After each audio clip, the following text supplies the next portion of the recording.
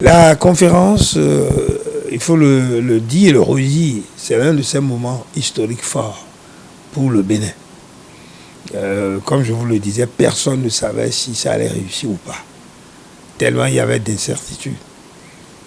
Mais pas à pas, les choses se mettent en place et on a compris que on ne devrait plus reculer. Il fallait nécessairement que la conférence permette d'aboutir à ce que nous appelons le renouveau démocratique. Donc, c'était pas facile, ils ont échangé entre eux.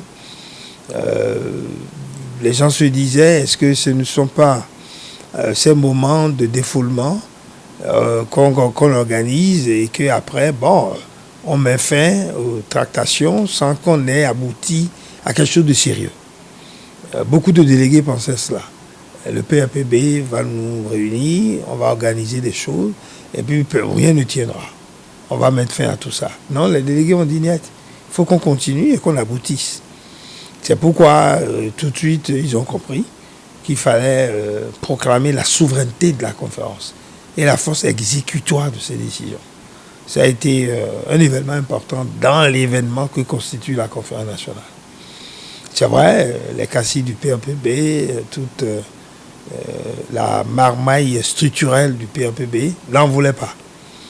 Et au moment où les délégués se levaient et chantaient l'hymne national, tous les éléments du PAPB étaient restés assis, impassibles, et ils se disaient non. Parce qu'ils voyaient déjà qu'en proclamant la souveraineté de la conférence, la force exécutoire de ces décisions, c'est que désormais les choses sont claires.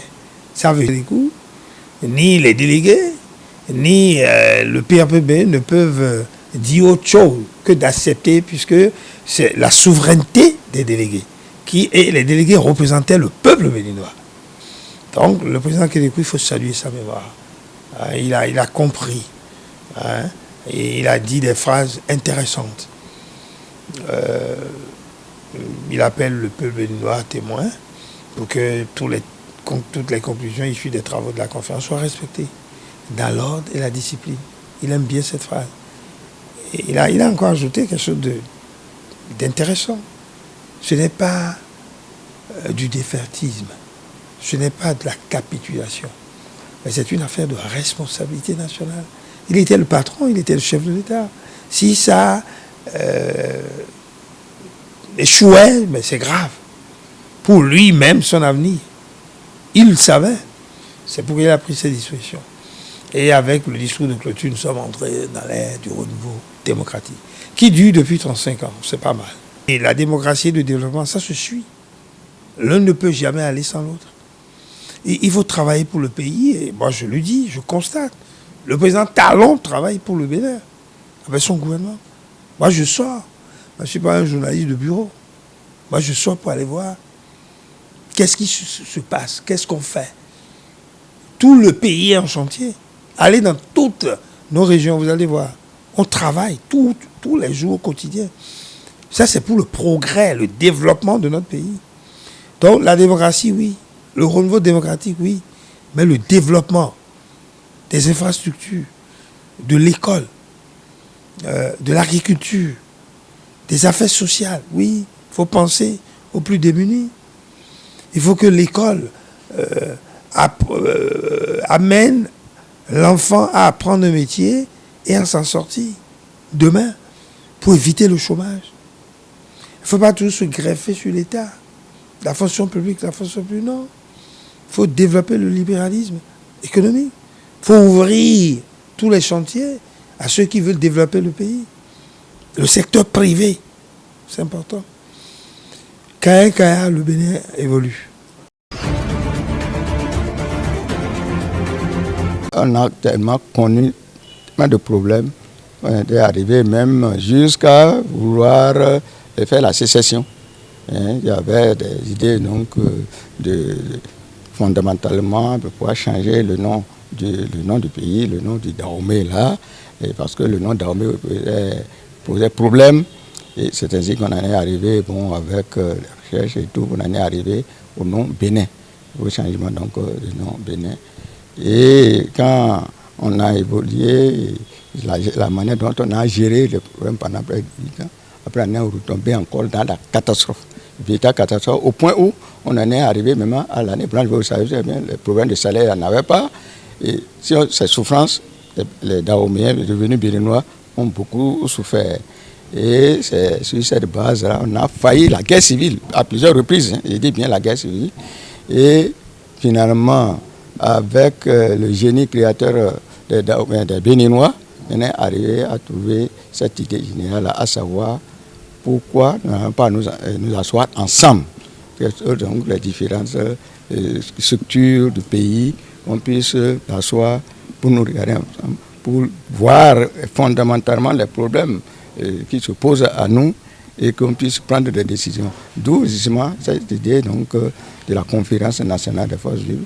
C'était prévu pour une semaine, mais en réalité, compte tenu de l'importance des problèmes qu'on traversait, ça a duré près de 2 semaines en gros, puisque c'est du 19 au 28 février 1990. Alors là, c'est à ce niveau-là justement que les Béninois, ils viennent de très loin et ils ont choisi, ils ont mis des dispositions domaine par domaine pour qu'on en arrive justement à un régime stable.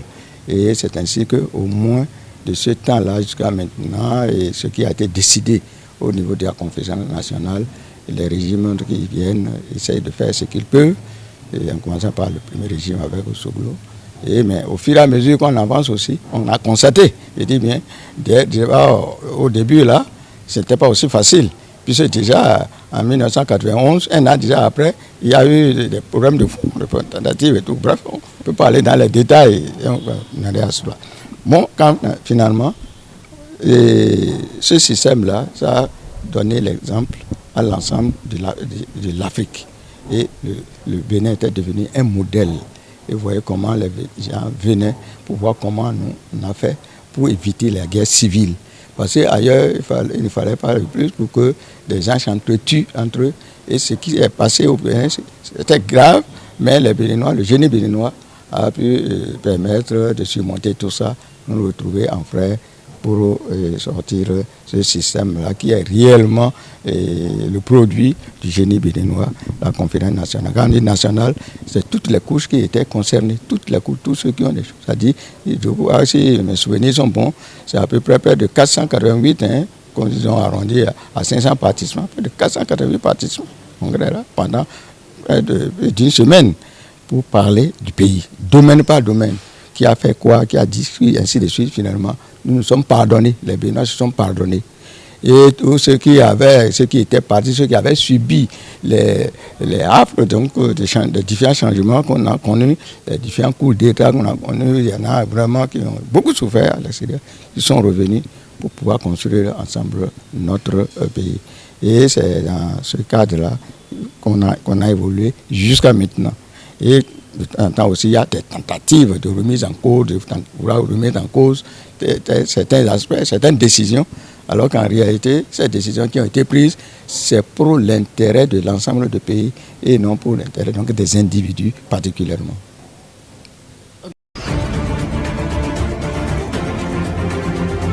Avec le lancement officiel de la commercialisation prévue pour le 20 février prochain, les logements sociaux deviennent une réalité.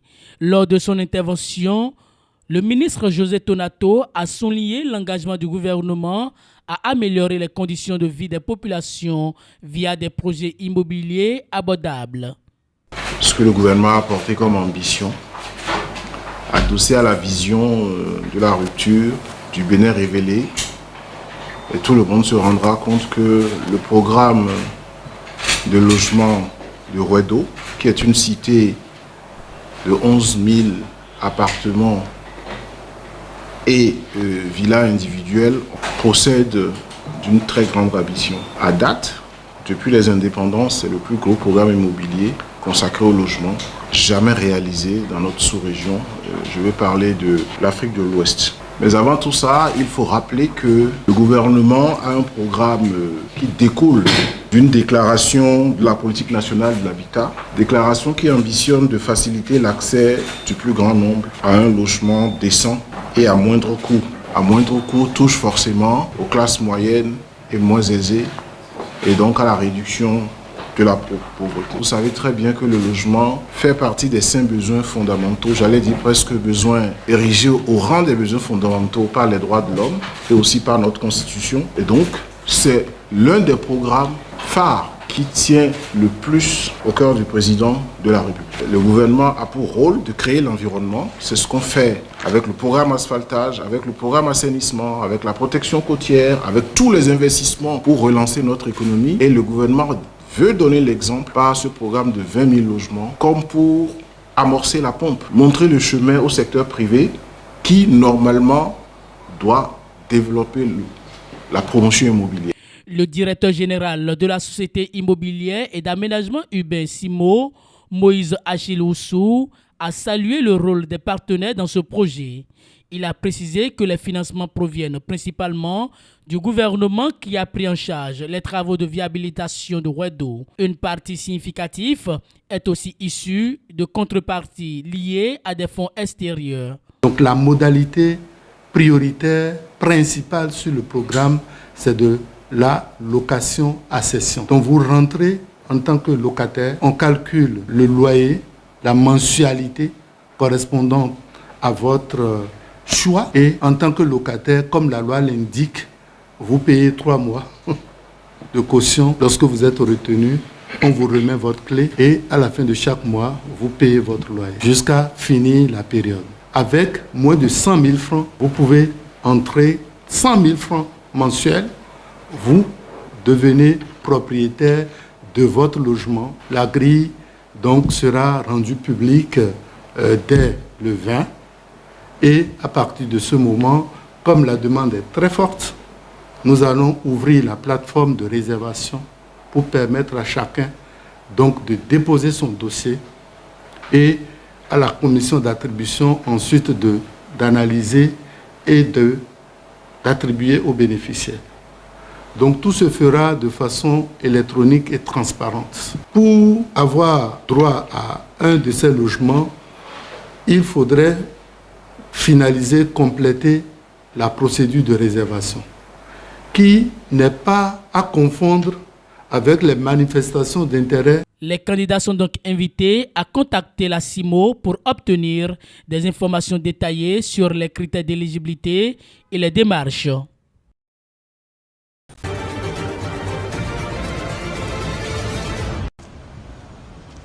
Les autorités sanitaires ougandaises ont annoncé mardi une avancée significative dans la lutte contre l'épidémie d'Ebola. Les 8 derniers patients encore en traitement sont désormais guéris. L'Organisation mondiale de la santé a salué la réponse rapide de l'Ouganda face à cette crise. La seule victime de cette dernière vague épidémique est un infirmier décédé le 30 janvier. Cette maladie ne peut pas être prise à la légère. Certains peuvent en rire. Mais ceux qui en sont atteints savent à quel point c'est difficile, car la maladie se manifeste par étapes. On commence par ressentir des maux de tête, de la fièvre, la température augmente. Ensuite, on souffre de diarrhée et de difficultés respiratoires. Et lorsque vous atteignez le stade où vous faites une hémorragie, la situation devient bien sûr incontrôlable et nécessite l'intervention des médecins. Cette épidémie a été causée par la souche soudanaise d'Ebola pour laquelle aucun vaccin homologué n'existe encore. Il n'existe pas de traitement spécifique à Ebola. Nous traitons uniquement les symptômes. Concrètement, nous soulageons la douleur, réhydratons les patients au fur et à mesure qu'ils perdent des fluides et nous les nourrissons. Les autorités sanitaires ougandaises ont identifié au moins 265 cas contacts à risque depuis l'infection initiale. Parmi eux, 90 personnes ont terminé leur période de quarantaine sous surveillance médicale. Nous avons réussi à mettre tous les cas contacts en quarantaine. Nous avons également réussi à vacciner ces cas contacts de sorte qu'il n'y ait plus de cas suspects à mettre en quarantaine.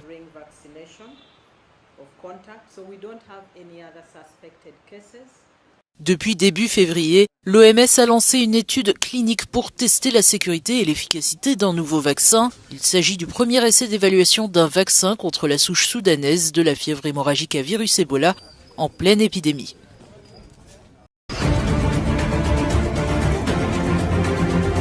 Le Haut-Commissariat des droits de l'homme s'alarme de la situation dans l'est de la RDC. L'organisation onusienne note des exécutions sommaires, y compris d'enfants à Bukavu, et des violences sexuelles et sexistes dans le Nord Kivu et le Sud Kivu commises par le M23. Les prisons centrales de Kabare et Bukavu ont été vidées de leurs occupants. Des habitants craignent des représailles des évadés. L'organisation onusienne a appelé le Rwanda et le M23 à protéger toutes les personnes se trouvant dans les territoires qu'ils contrôlent. Entre 10 000 et 15 000 personnes, selon le HCR, ont fui vers le Burundi au cours des derniers jours, fuyant l'escalade de la tension et de la violence en République démocratique du Congo. Des milliers de personnes ont également rejoint Bujumbura par des points de passage non officiels, notamment le long de la rivière Ruzizi, près de Rugombo, ce qui aurait entraîné des cas de noyade, note l'ONU. 26 corps ont été ramassés dans la ville de Bukavu par la Croix-Rouge. Par ailleurs, le Programme alimentaire mondial a condamné dans une série de posts sur X le pillage de ces entrepôts de Bukavu pendant le week-end. Dans une lettre adressée au Conseil de sécurité de l'ONU, les autorités congolaises dénoncent un manque de mobilisation au regard de la situation dans leur pays et réclament des sanctions contre Kigali.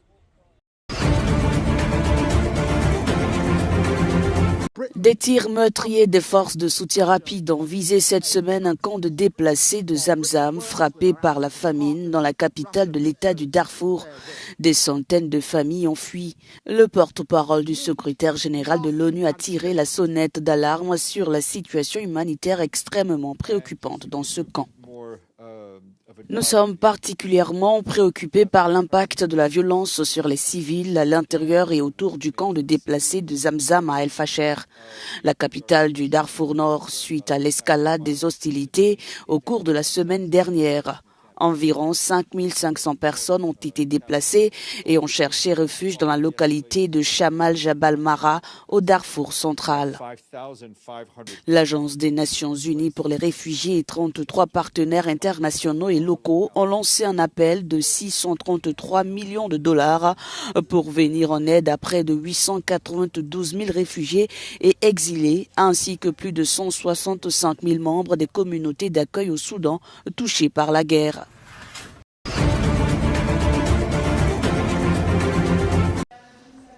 Ce médecin a passé des décennies à traiter des infections respiratoires chez les personnes âgées.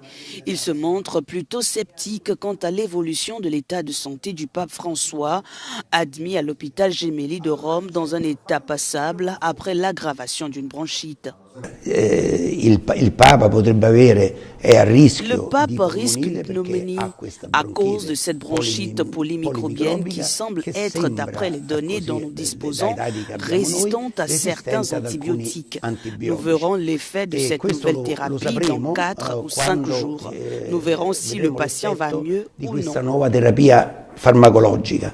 In 4-5 giorni vediamo se il paziente sta meglio oppure no. Bien que la fièvre du pape a baissé, Carmelo D'Azero souligne que cela pourrait être le signe d'un affaiblissement de sa réponse immunitaire, ce qui serait plus inquiétant qu'une forte fièvre. Une forte fièvre est le signe d'une réponse immunitaire à un agent pathogène.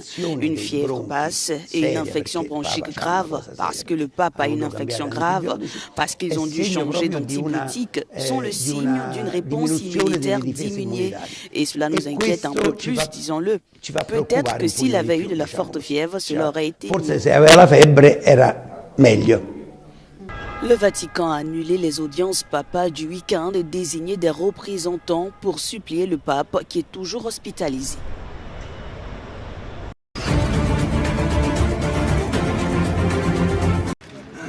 La ministre française de la Culture s'est rendue lundi au Sahara occidental. C'était à l'occasion d'une visite officielle au Maroc, en vue de renforcer les relations entre ce pays et la France. Rachida Dati a visité les villes de Laayoune et Dakhla, au cœur d'un territoire que se disputent le Maroc et les indépendantistes du Front Polisario. C'est un moment politique, c'est un moment symbolique et c'est un grand moment aussi historique mais aussi culturel très fort puisque ces 3 visites seront accompagnées de signatures d'accords très forts dans tous les domaines de la culture. Rachida Dati a présidé l'inauguration d'une bibliothèque de l'Alliance française au bénéfice des élèves et étudiants. La cérémonie s'est déroulée en présence de son homologue marocain Mohamed Mehdi Ben Saïd et des responsables locaux. La culture au service de ses citoyens. La culture, c'est l'histoire, la culture, c'est le patrimoine, la culture, c'est la restauration de ce patrimoine. La culture, c'est défendre la culture hassani. Et nous sommes dans nos provinces du Sud justement pour effectivement pousser vers davantage de présence de culture hassani marocaine. La décision de la France de reconnaître la souveraineté du Maroc sur le Sahara occidental l'an dernier a renforcé les relations entre les deux pays.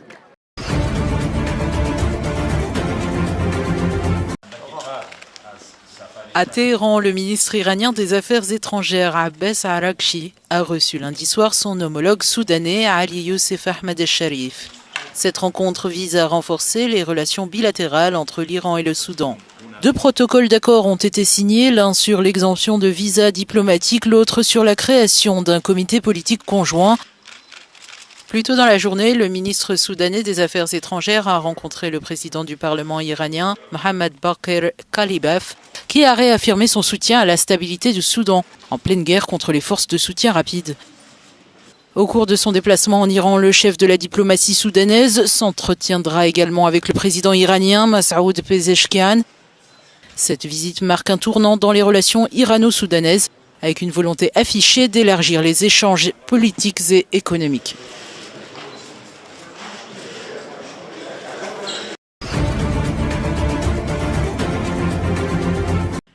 Un champ de ruines à perte de vue, c'est le nouveau visage de Gaza après le passage des bombardiers israéliens.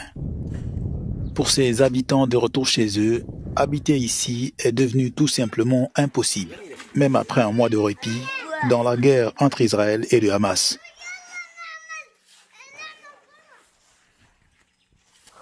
500 jours de guerre, pas de vie, destruction, déplacement de zone d'une zone à l'autre, destruction totale, pas d'eau, pas d'électricité, pas de nourriture, rien. Tout est détruit. Il ne reste plus rien à Gaza. Gaza est impropre à la vie. Des montagnes de gravats à dégager, ou du moins à farfouiller pour se reconstituer un abri et recommencer à vivre comme on peut. 500 jours de guerre ont tout effacé à Gaza. Ici, plus rien n'est comme avant.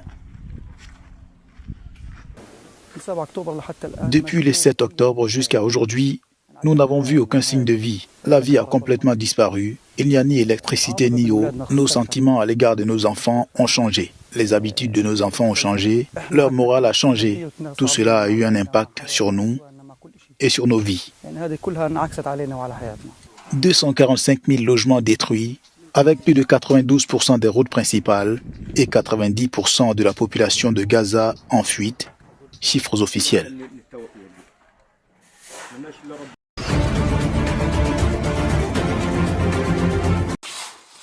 L'Égypte propose un plan de reconstruction de Gaza sans déplacer les Palestiniens en réponse au projet controversé de Donald Trump visant à vider le territoire.